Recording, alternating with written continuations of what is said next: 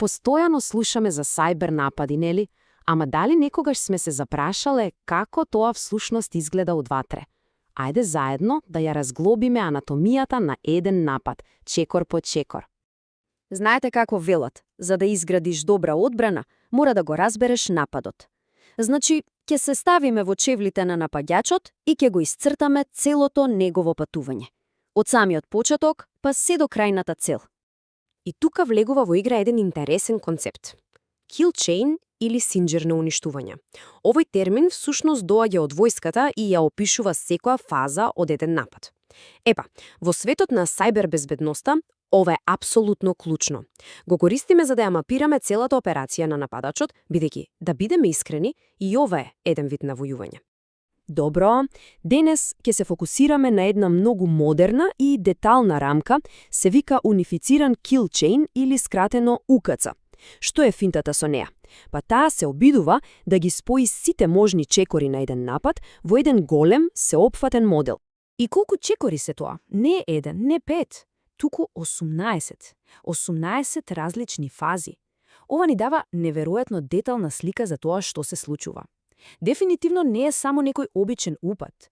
Ова е цела операција. Океј, ајде да се нурнеме во деталите.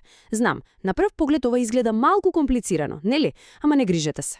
Ова се сите 18 фази по ред од самиот почеток, извидувањето, па се до постигнување на финалната цел.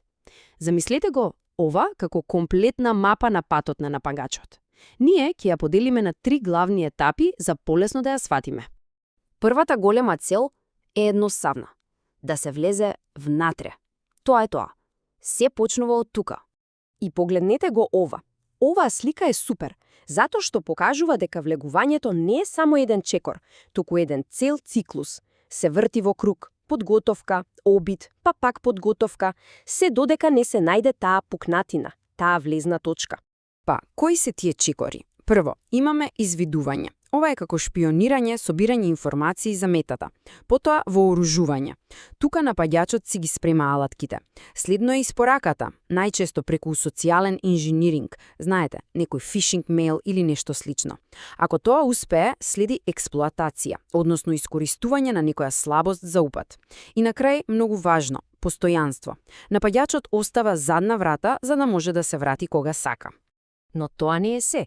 За да успее целава работа, напаѓачот мора да биде како дух. Затоа користи техники за избегнување на одбраната, да се скрие од антивирусот и другите заштити.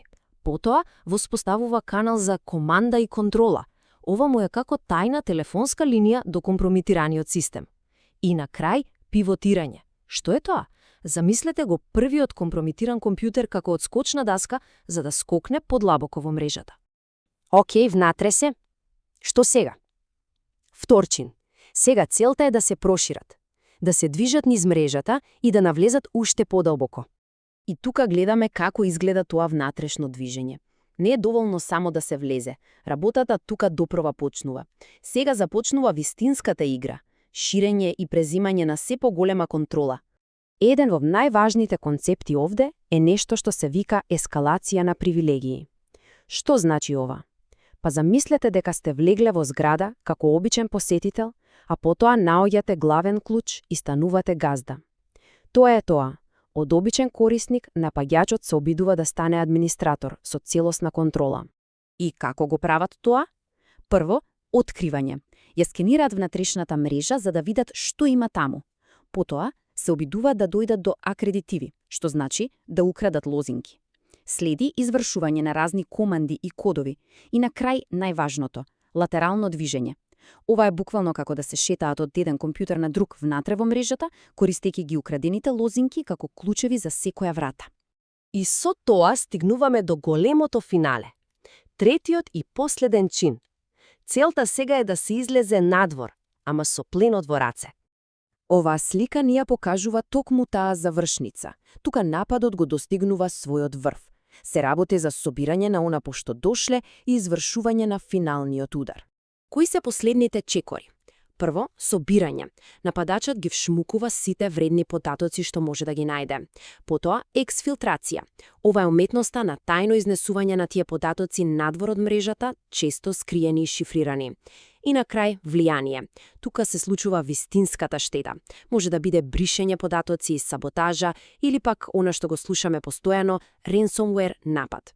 Значи, поентата на целата оваа сложена операција е да се постигне крајната стратешка цел.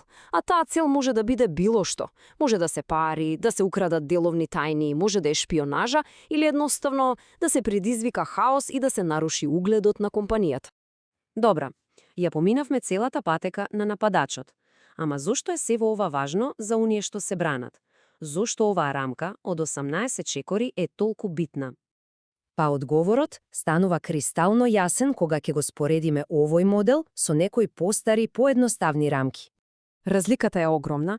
Унифицираниот kill chain е многу понов и, како што видовме, далеку подетален со своите 18 фази. Но еве го клучниот дел, тој ја разбира реалноста. А реалноста е дека нападите не се права линија. Напаѓачите скокаат напред-назад, меѓу фазите. Се враќаат, пробуваат нешто ново. Овој модел го фаќа тој хаос и токму затоа е толку моќна алатка за одбрана. Значи, кога го разбираме секој од овие 18 чекори, секоја алка во синџирот, тогаш имаме шанса да го прекинеме. И тоа не носи до последната мисла за денес. Ако нападот е на вистина синџир од 18 алки, прашањето за секој што се занимава со одбрана е: која од тие алки е најслаба? Каде е најлесно да се удри за да се спречи целата операција?